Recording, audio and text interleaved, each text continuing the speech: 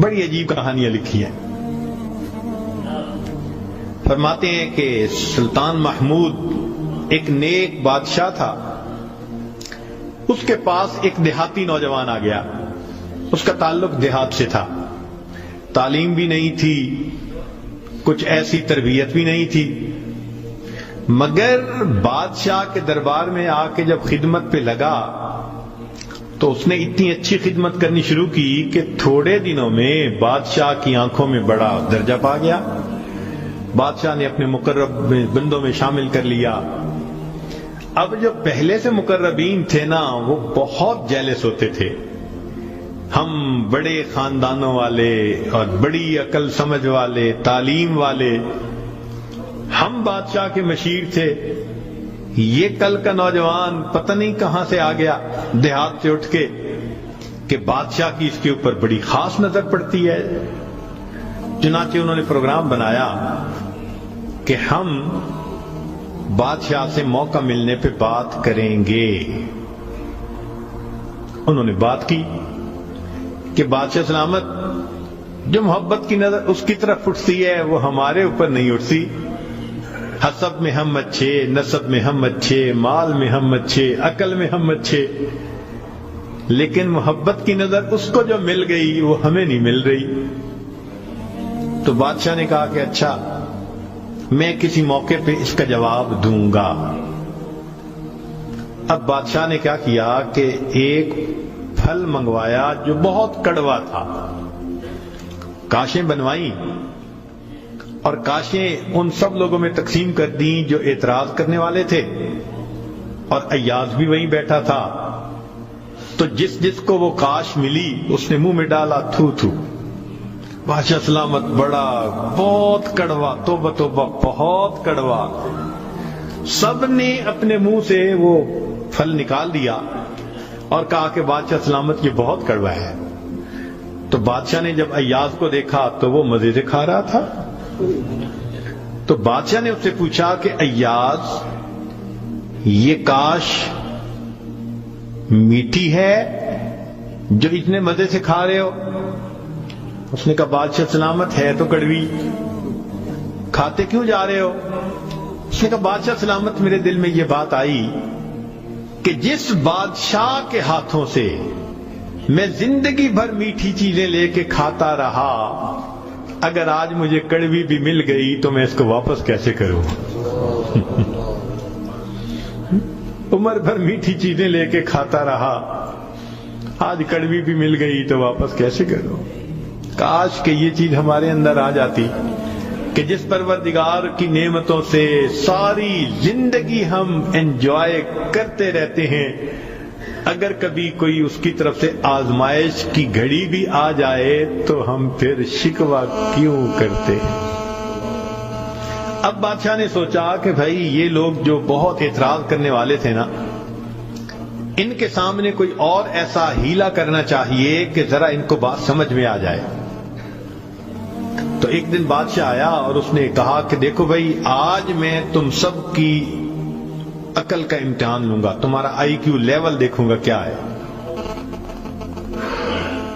اور میں دیکھتا ہوں کہ کون اس میں پاس ہوتا ہے.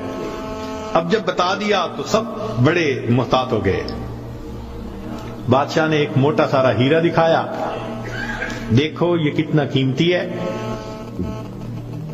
کتنا چمکدار ہے, اور ایک ہتھوڑا بھی ساتھ دیا,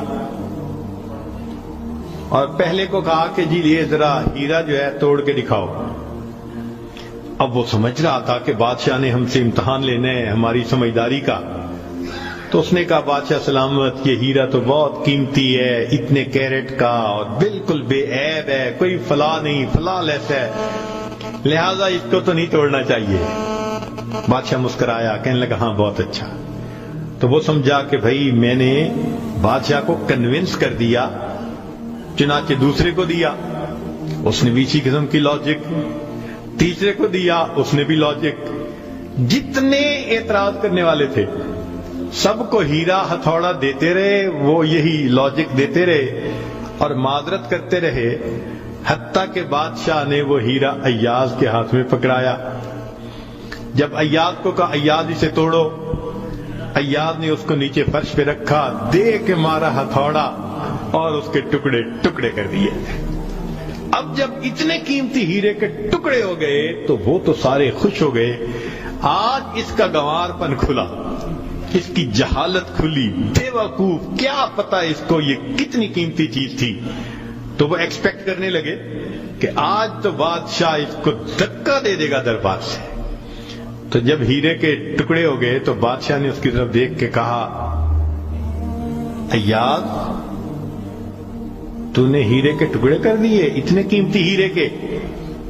تو ایاز نے آگے سے سمپل سا آنسر دیا کہ بادشاہ سلامت، آپ نے مجھے حکم دیا تھا ہیرے کو توڑ دو۔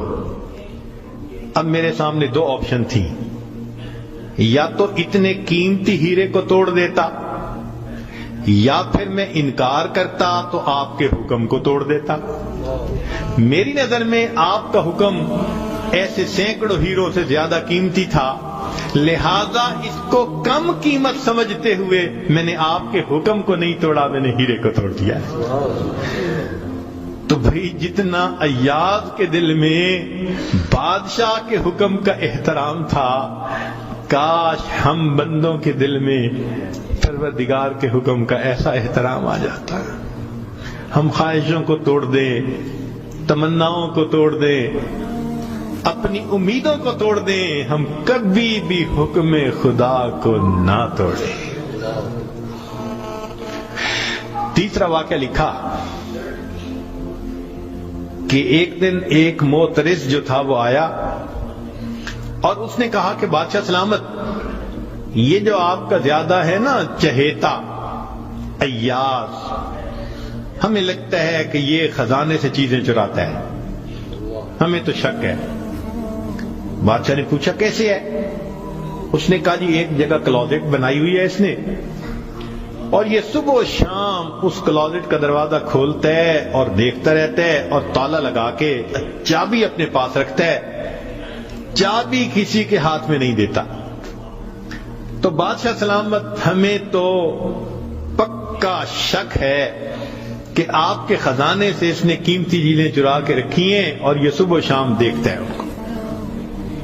بادشاہ نے اسی وقت ایاز کو بلوا لیا، لوگوں کے سامنے پوچھا، ایاز تمہاری کوئی کلوزٹ ہے ایسی؟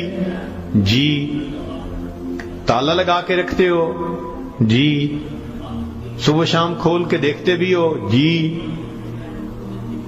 لاؤ چابی اس کی۔ ایاز نے چابی نکال کے دے دی۔